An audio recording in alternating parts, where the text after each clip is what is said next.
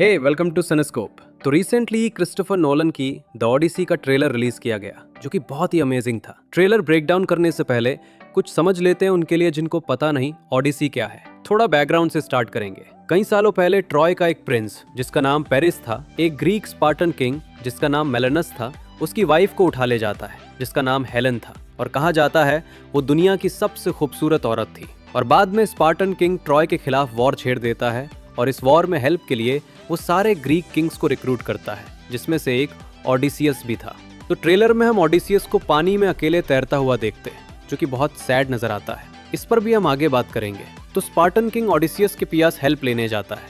Odysseus बहुत intelligent, smart and brave king था, लेकिन उसको रिसेंटली ही एक बेटा हुआ है और वो उसकी फैमिली एंड किंगडम को छोड़कर जाना नहीं चाहता। और उसके ऊपर से उसको ऑरेकल ने बोला है अगर वो इस वॉर में पार्टिसिपेट करता है तो वो 20 साल तक घर वापस नहीं जा सकता। और बहुत मुमकिन कोशिश करने के बाद भी उसको आखिर इस वॉर में उतरना ही पड़ता है जो कि 10 साल तक चलती है। इस प्योर वॉर का नाम था ट्रोजन वॉर और 10 साल बाद ये खत्म होता है। तो आप सोचोगे कि अब ओडिसियस जहाज में बैठेगा और वापस घर चला जाएगा, लेकिन नहीं, ये इतना सिंपल नहीं है। ये स्टोरी जो हम देखेंगे मूवी में, ये ओडिसियस की घर लौटने की जर्नी है और इसी को ही ओडिसी कहा गया। तो ट्रेलर शुरू होता है ओडिसियस के शॉट के साथ जो कि एक टूटी हुई नाव पर समंदर में फ्लोट कर रहा है। अगर आप नोटिस करोगे कि यहाँ पर जो मैट डेमन का कैरेक्टर है बाकी शॉट्स के मुकाबले ओल्डर लग रहा है और उसके पीछे एक रीजन है। उसके बाद हम टॉम हॉलैंड के कैरेक्टर को देखते हैं जिसका नाम टेलीमैकस है।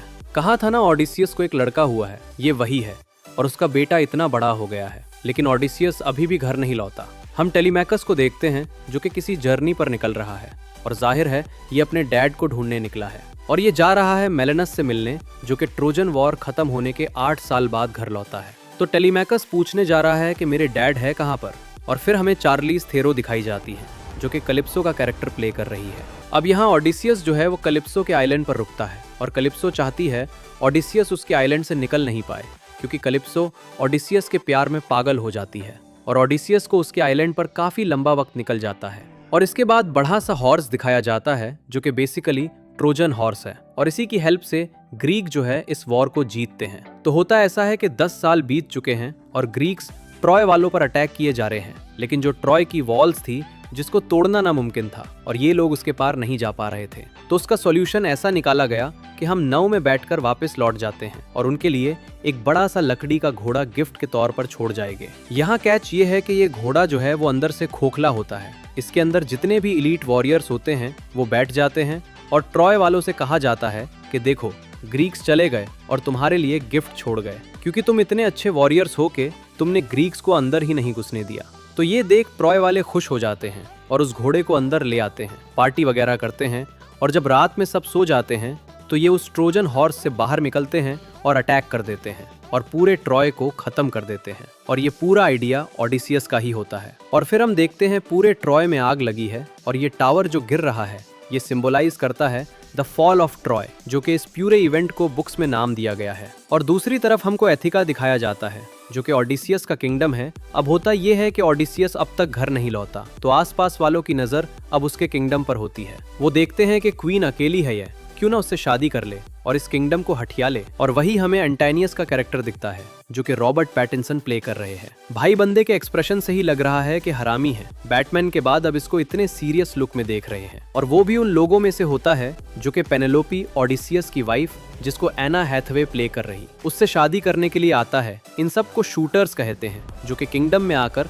ओडिसियस का खाना वगैरह खा रहे हैं, मेज कर रहे हैं और ये कई सालों तक यही रहते हैं। इस ट्रेलर में बहुत ही कम डिटेल्स दिखाई गई हैं, लेकिन जिनको था ओडिसी के बारे में पता है उनके लिए ये इनफ है। जैसे एक सीन है जिसमें पेनेलोपी के हाथ में एक बो दिखाया है जो कि बो ऑफ यूरेटियस है जिसको वो इन शूटर्स को देंगी। और करना ये है कि पहले तो तुमको इसमें धागा बंधना है और इससे एक एरो को बड़ा एक्स के होल में से शूट करके निकालना है। लेकिन यहाँ कैच ये है कि इसमें धागा सिर्फ ओडिसियस ही बन सकता है। और अगले सीन में हम देखते हैं इस सीन में होता क्या है कि ओडिसियस और उसकी टीम एक आइलैंड पर पहुंचते हैं। वहाँ एक गुफा होती है जिसमें उनको खाने पीने की चीजें मिलती है, लेकिन उन्हें पता नहीं होता कि वहाँ एक मॉन्स्टर है जो कि साइक्लॉप्स है और वो एक एक करके उन लोगों को खाने लग जाता है। भाई ये सीन ब्रूटल होने वाला है। ये सीजीआई है या नोलन ने एक्चुअल में इसको समन किया है। अब ओडिसियस को पता लग जाता है कि वो लोग बहुत गंदे फंस चुके हैं, लेकिन ओडिसियस जैसे तैसे करके उस साइक्लॉप्स को धोखा देकर बाहर निकल जाता है और साइक्लॉप्स को चोट पहुंचाता है। और साइक्लॉप्स को चोट लगती है तो वो जहाज पर पत्थर फेंकना शुरू कर देता है, लेकिन ओडिसियस को अपने ऊपर इतना गर्व होता है कि वो साइक्लॉप्स को जोर जोर से चिल्लाकर अपना नाम बताता है कि देख, तुझे याद रहना चाहिए कि तुझे ओडिसियस ने हराया है। अब साइक्लॉप्स को ओडिसियस का नाम पता चल चुका था, तो अब साइक्लॉप्स क्या करता है, अपने डैड को जो पोसाइडन है, जिसको ये लोग गॉड ऑफ सी बोलते हैं, तो उसको बताता है और बोलता है कि कुछ भी हो जाए ओडिसियस अपने घर नहीं लौट पाए, अगर पहुंचे भी तो बहुत लेट पहुंचे। बस यही वजह होती है कि ओडिसियस को घर लौटने में इतना टाइम लग रहा है। और फिर पोसाइडन जो है अब ओडिसियस की मारने में लग जाता है। और जो तुमने स्टार्ट में सीन देखा था ना, ओडिसियस अकेला नाव पर फ्लोट कर रहा है, वो इसी वजह से है क्योंकि पोसाइडन उसको घर जाने नहीं देना चाहता। और अगले सीन में हम देखते हैं ओडिसियस और उसका क्रू जो है अंडरवर्ल्ड में जा रहे हैं, जो कि हेल होता है ग्रीक लोगों का। यहाँ ओडिसियस को टायरियस नाम के ऑर्कल से मिलना होता है। यहाँ जो ये एलियट पेज जो कैरेक्टर है, मुझे लगता है ये हर्मीस है, जिसका काम होता है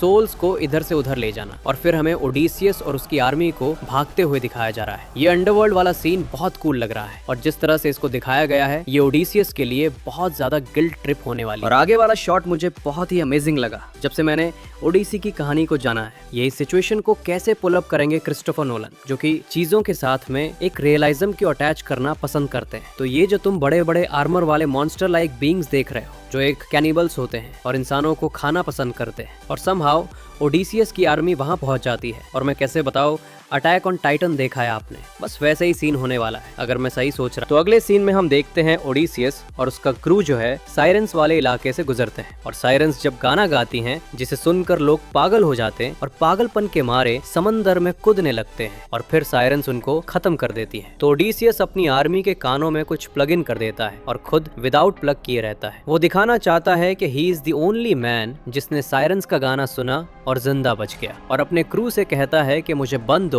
और मुझे खोलना मत जब तक हम इस इलाके को पार नहीं कर लेते। और फिर उसको साइरेंस का गाना सुनाई देता है, वो पागल हो जाता है, चिल्लाने लगता है। ये सीन वही का है और ऐसे ही ये लोग इस इलाके को पार कर जाते।